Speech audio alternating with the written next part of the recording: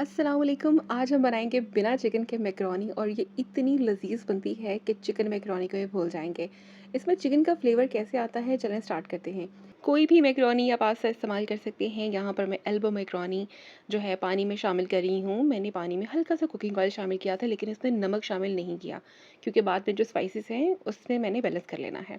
अच्छा, अच्छे से इसको मिक्स करना बहुत ज़रूरी है, वरना जो मैकरोनी है वो आपस में चिपक जाती है और बाद में इनको अलग करना बहुत मुश्किल हो जाएगा। तो अच्छे से मिक्स करने के बाद इसको अच्छे से बॉईल कर लेना है, लेकिन इतना बॉईल करना है कि ये बहुत ज़्यादा कुक ना हो जाए। हल्की सी इसमें कनी होनी बाकी है, लेकिन अच्छे से गली भी होनी चाहिए। जैसे हल्की सी कसर रह जाती है, उसी तरह से मैकरोनी को आपने रखना है। इसके बाद अच्छे से इसको वॉश करके पानी से, ठंडे पानी से धोकर इसको साइड पे रख देना है। यहाँ पे मैंने तकरीबन 1 से डेढ़ चम्मच कुकिंग ऑयल लिया है और इसमें डाल रही हूँ चिकन पाउडर। इसके अलावा आप इसमें चिकन क्यूब भी शामिल कर सकते हैं, उसका फ्लेवर भी बहुत अच्छा आता है। अच्छा, यहाँ पे एक ट्रिक है कि आपने चाहे चिकन क्यूब हो या फिर चिकन पाउडर, हल्का सा इसको कुकिंग ऑयल में आपने जो है ना फ्राई करना है, बहुत ही हल्का सा, कुछ सेकंड्स के लिए।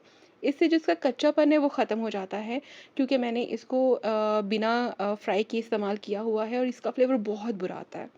उसके बाद आप यहाँ पर नमक और काली मिर्च का इस्तेमाल कर सकते हैं, लेकिन मैंने यहाँ पर जो है ना मसाला मिक्स, जो तिक्का मसाला है वो इस्तेमाल किया है। आप कोई भी फ्लेवर इस्तेमाल कर लें और इसमें सोया सॉस आपने डालना है और बस मैक्रोनी को शामिल कर देना है।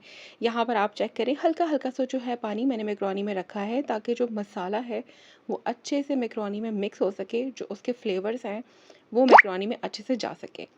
यहाँ पर मैं सिरका इसीलिए इस्तेमाल नहीं कर रही क्योंकि ये मैं अपने बना रही हूँ बेटे के लिए, और उसको खट्टी मैकरोनी बिल्कुल पसंद नहीं है। उसको जो सिरके का खट्टा सा फ्लेवर आता है वो उसको बिल्कुल भी अच्छा नहीं लगता है। और यहाँ पर हमने इसको दम पर रख देना है और बस 5 मिनट के बाद आपकी मज़ेदार मैकरोनी तैयार है। इसको एक बार ट्राई ज़रूर कीजिएगा। इसमें आप वेजिटेबल भी डाल सकते हैं, लेकिन मेरे बेटे को वेजिटेबल और चिकन बिल्कुल पसंद नहीं है, और ये है एक शॉर्टकट सा तरीका मैकरोनी बनाने का जो उसको बहुत ही ज़्यादा पसंद है।